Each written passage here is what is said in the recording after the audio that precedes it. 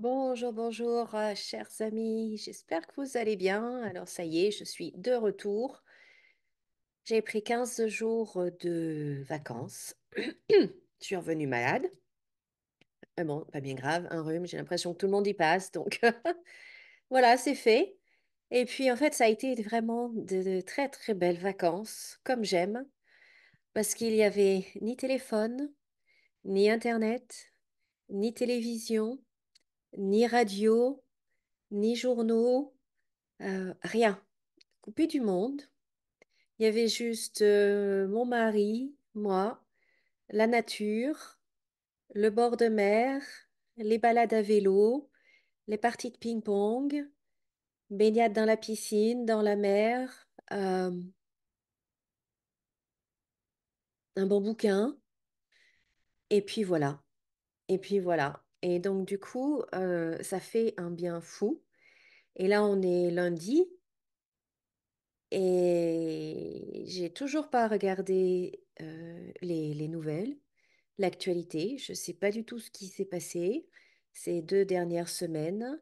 Je ne sais pas si on a un nouveau gouvernement, si on n'a plus de gouvernement, si on a toujours le même président, si je sais rien de tout ça. Et ça fait du bien, vous savez. Ça me fait un bien fou de d'être coupé de tout ça et d'être juste dans le plaisir de l'activité, du partage, du moment présent. Qu'est-ce qui nous ferait plaisir maintenant? Marcher sur la plage, ok, on y va. Qu'est-ce qui nous ferait plaisir maintenant? Faire un tour de vélo, ok, on y va. Qu'est-ce qui nous ferait plaisir maintenant? On va nous poser sur la chaise longue et de lire un bon bouquin, ok, eh bien on fait ça. Et oh, si vous saviez quel bonheur. Si vous saviez quel bonheur. Et pour moi, en fait, c'est vraiment ça. Pardon. C'est vraiment ça les vraies vacances. Pour moi, c'est vraiment ça. Le bonheur, pour moi, c'est ça, en fait. Et alors, je sais pas si vous, est-ce que vous aimeriez, est-ce que vous octroyez des périodes comme ça où vous vous coupez complètement du monde? Ou est-ce que vous ne, non, pas question parce que vous supporteriez pas ou pouvez pas vous en passer ou je sais pas. Il n'y a pas de bonne ou de mauvaise réponse, hein. C'est juste, je vous dis juste moi ce qui s'est passé et ce que j'ai ressenti. Et donc c'est pour ça que bah, vous n'avez pas vu de vidéo de moi de tirage ou autre ces 2 dernières semaines parce que silence radio, je voulais rien entendre et ça fait du bien. Parce que quand on fait une activité comme la mienne, par exemple, que ce soit les tirages de voyance, ou que ce soit les canalisations, il faut pas s'oublier de tout, peu importe ce qu'on fait d'ailleurs. Mais il faut vraiment penser quand on est dans l'aide à la personne ou quand on est dans le conseil ou quand on est, voilà, quand on travaille avec les autres de manière générale, c'est important de penser à soi et de se mettre en haut de nos priorités parce que arrive un moment, eh bien, si nos batteries sont à plat, eh bien, comme pour tout, quand les batteries sont à plat, eh bien, on ne peut plus avancer, quoi. Un appareil, quand la batterie est à plat, eh bien, il ne fonctionne plus. Eh ben, nous, c'est pareil. Donc, c'était vraiment nécessaire et croyez-moi que j'en ai bien, bien, bien profité. Alors, qu'est-ce que... bah, peut-être que je pourrais demander aux guides s'ils auraient un message par rapport à ça. Excusez-moi, je bois un petit peu.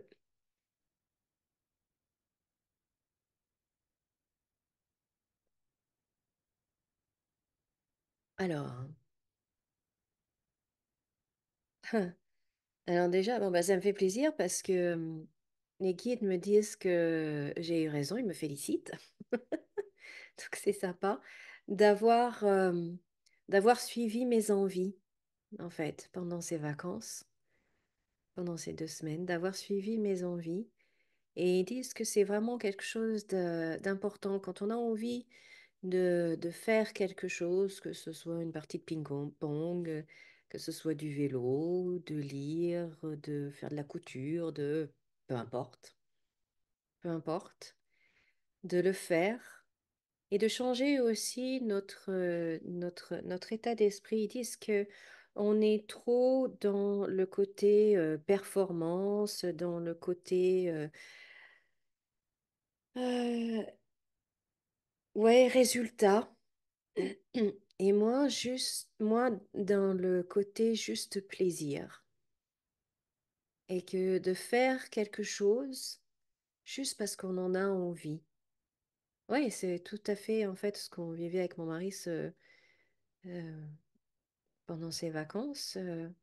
Juste pour le plaisir, en fait, on avait envie de faire du vélo, on allait faire un tour de vélo. Juste pour le plaisir de...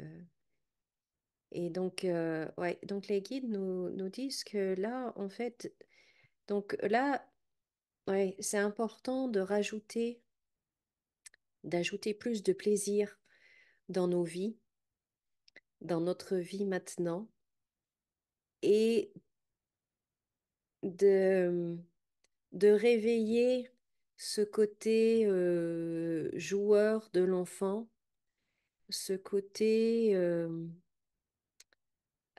c'est quoi le mot? Complètement... ah, non, je trouve pas le bon mot. Je vois l'image de l'enfant qui s'amuse beaucoup et qui rit, qui rit, qui rit, vous voyez, qui est tellement dans son jeu, qui est totalement en train d'exploser de rire et d'être, voilà, de s'autoriser en fait d'être dans cette énergie-là. Je suis désolée, je ne trouve pas le bon mot. Ah, maman, je suis sûre que vous comprenez ce que je veux dire. Et que on est... Alors ça, c'est pour moi, mais bon, je le partage avec vous, qu'on est trop sérieux. On est trop sérieux. Il faut lâcher un petit peu et un peu plus s'amuser, d'être dans la joie, dans l'innocence, dans l'insouciance, dans la spontanéité. euh, et ouais, juste faire des choses parce qu'on a juste envie de les faire, quoi. Qu'on réussisse pas, que ce soit bien fait ou pas, que peu importe, juste parce que ça fait du bien. Juste parce que ça fait du bien. Donc voilà, bon, j'ai quand même bien envie de tirer une petite carte. Alors, bougez pas, je reviens parce que j'ai même pas sorti mes jeux, hein. J'ai encore rien touché. Donc, bougez pas, je reviens et je vais tirer une carte. Bougez pas. Alors, j'ai pris l'oracle de Métatron. Alors, Métatron, qu'as-tu à nous dire? Quel conseil, quel message pour nous?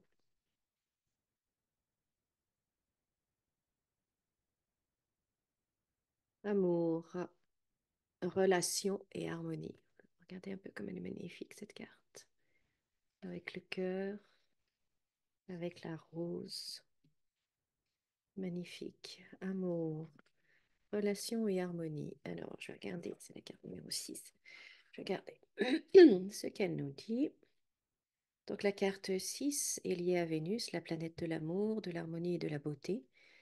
Moi, ce que j'entends surtout, en fait, c'est là, il me parle plus de la relation, de l'amour que l'on a pour soi-même. Est-ce qu'on se donne suffisamment d'amour? Est-ce qu'on s'aime suffisamment? Est-ce qu'on s'aime suffisamment justement pour faire les choses qui nous font plaisir, qui nous font du bien juste parce qu'elles nous font plaisir, juste parce qu'elles nous font du bien et pour aucune autre raison? Est-ce qu'on s'aime suffisamment pour s'octroyer du temps juste pour nous-mêmes? Est-ce qu'on s'aime suffisamment pour ne plus se laisser emporter par ces énergies, ces vagues, ces déferlantes de manipulation, de peur, de destruction? Est-ce qu'on s'aime suffisamment pour revenir à soi? Est-ce qu'on s'aime suffisamment pour être vrai avec nous-mêmes? Et aime, est-ce qu'on s'aime suffisamment pour se montrer tel que l'on est vraiment aux autres? Parce que si on n'arrive pas à s'aimer soi-même, si on ne s'aime pas, on n'aime pas les autres. On ne peut pas aimer les autres. Ce n'est pas de l'amour, c'est un besoin, c'est du chantage affectif, c'est de la manipulation. c'est combler un vide, mais c'est pas de l'amour, parce que l'amour ne comble pas un manque. L'amour, elle rayonne, elle exacerbe ce qui est déjà beau, ce qui est déjà magnifique. Et donc, est-ce qu'on s'aime suffisamment pour avoir tout cela? Et quelle relation on a avec nous-mêmes? Et de cette relation que l'on entretient avec soi-même, eh bien, découlent les relations qu'on a avec les autres, avec notre entourage, avec le monde du travail, avec la société. Et là, il me parle de l'énergie. Ok, là maintenant on parle de l'énergie féminine. L'énergie féminine, c'est pas. euh, alors, je sais pas pourquoi il dit ça. Il dit ce n'est pas une énergie faible, au contraire, elle est extrêmement puissante. Alors, peut-être que certains croient qu'elle est faible, je sais pas. Je sais pas pourquoi il dit ça, mais ok. Et que cette énergie féminine, en fait, doit devenir notre socle, doit être la base sur laquelle on construit notre vie. Ah oui, l'énergie féminine, en fait, c'est cette énergie d'amour, mais c'est pas une énergie qui va, c'est pas une énergie de naïveté qui accepte tout.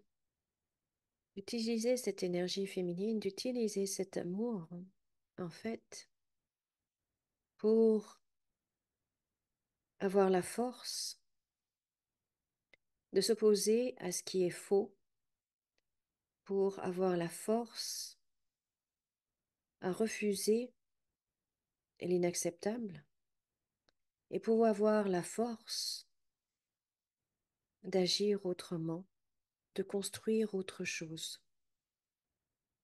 Et c'est cette énergie féminine qui vient soutenir le passage à l'action, du coup est l'énergie masculine. Parce que lorsque l'on n'est que dans l'énergie masculine, il n'y a plus cette base qui soutient. Et du coup, après, on tombe dans les travers et on peut aller dans l'ego et on voit ce qui se passe dans la société actuellement. Euh, donc, je ne donne pas d'exemple, hein, il y en a, il y en a suffisamment dans l'actualité que voilà, on sait ce que ça donne. Mais cette énergie féminine, en fait, on doit s'appuyer sur cette énergie féminine pour avoir cette force maintenant de s'opposer, de dire non, de dire stop. De dire stop, ça maintenant, ça suffit. Stop, ce n'est pas ce que je veux. Ce n'est pas ce que je veux pour moi, ce n'est pas ce que je veux pour ma famille, ce n'est pas ce que je veux pour mes enfants, les petits-enfants, ce n'est pas ce que je veux pour la société, pour le monde en général, peu importe. Mais notre voix, notre volonté ne se fera entendre et n'aura de la force et du pouvoir que si elle est basée, appuyée sur cette énergie féminine. Parce qu'il me dit encore une fois que cette énergie n'est absolument pas faible, absolument pas naïve, bien au contraire. Alors, je demande un peu, mais pourquoi je comprends pas tout le rapport entre tout ça, et il me dit que bah, tout commence par l'amour que l'on a pour soi. Parce que si on ne s'aime pas, ou quand on ne s'aime pas, eh bien, on accepte l'inacceptable, on peut aller jusqu'à accepter l'inacceptable. Et du coup, comment est-ce qu'on peut changer les choses quand on accepte l'inacceptable? Les choses ne peuvent changer que lorsque on dit stop, qu'on arrête et qu'on fait autrement.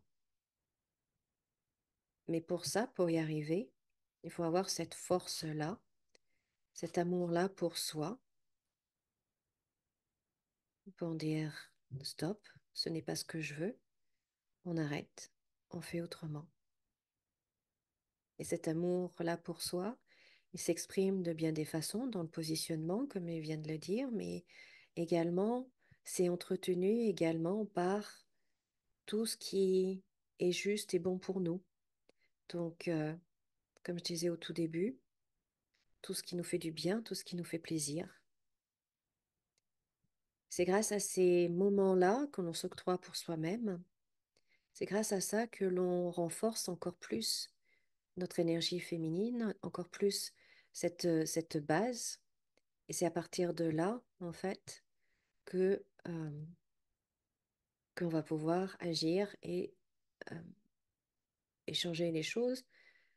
Et quand il dit changer les choses, ça peut être changer les choses pour soi à notre niveau individuel, pas nécessairement quelque chose qui a un impact dans la société, même si de toute façon tout a un impact dans la société, mais changer les choses pour soi, quelque chose dans notre vie qui ne nous convient plus. Peu importe, ça peut être, mais j'ai pas le temps. Ça peut être, peut-être que vous dites, Valérie, c'est bien gentil tout ce que tu nous racontes là, mais moi, j'ai pas le temps d'aller m'amuser, j'ai pas le temps d'aller faire du vélo, j'ai pas le temps d'aller jouer au ping-pong. Et, et ça, il dit, mais c'est un choix, c'est un choix. Et donc, le choix, c'est de s'aimer pleinement et totalement. Je dois en tirer une autre. Portail dimensionnel, une invitation. Une autre magnifique carte. Toutes ces cartes sont absolument magnifiques, je trouve. Une invitation. Invitation.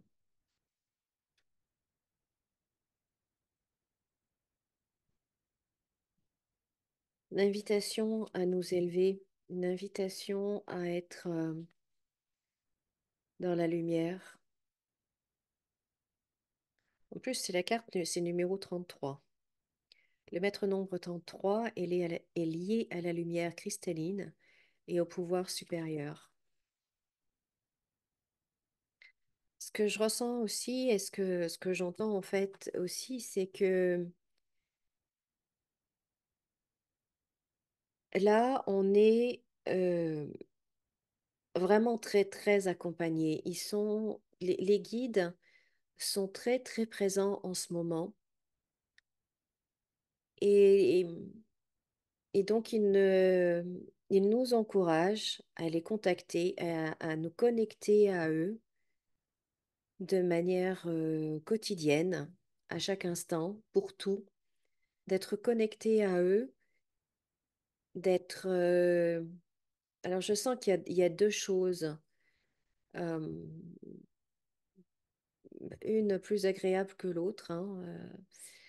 Alors, on va commencer par la plus mauvaise, la plus lourde. Quelque chose, je sens une énergie très lourde, comme si quelque chose de dramatique encore allait se produire.